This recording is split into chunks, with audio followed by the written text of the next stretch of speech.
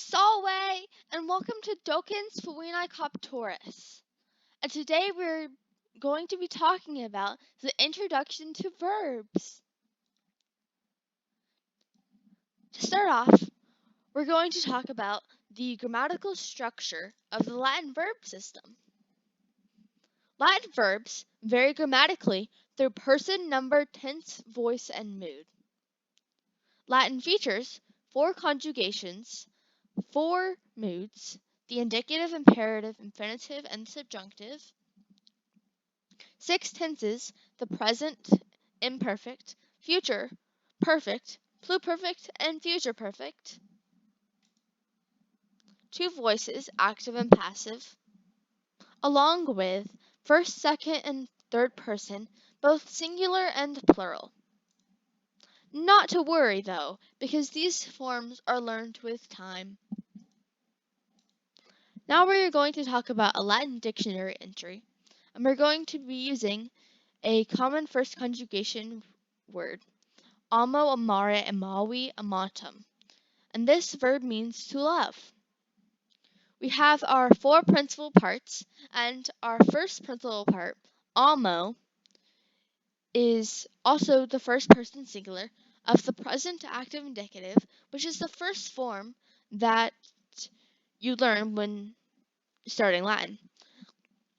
Next, our second principal part, amare, is the present active infinitive, and it forms the present stem when the re at the end is removed.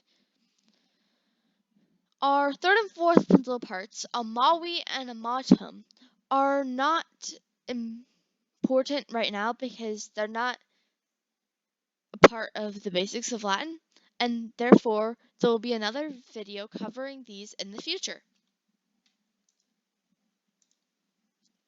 Now we are going to talk about verb charts. Verb charts are going to be used throughout almost all of the Latin verb forms, so here is a breakdown of them using amo, amare in the present active indicative. So, as you can see on the chart, we have first person, second person, third person, and our singular and plural. And amo is our first person singular, and that's the breakdown of the chart. So we've got amo, amas, amat, amamas, amatas, amat. And usually the verb and the requested tense, voice, and mood will be written above the chart. Now, we're going to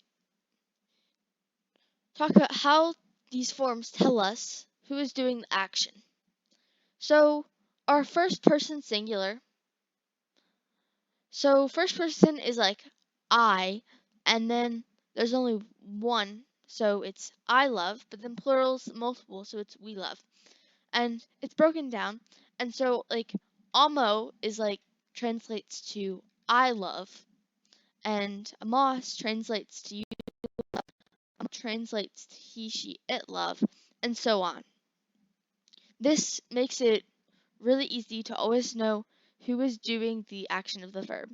Gratias maxime videndi, et toilette.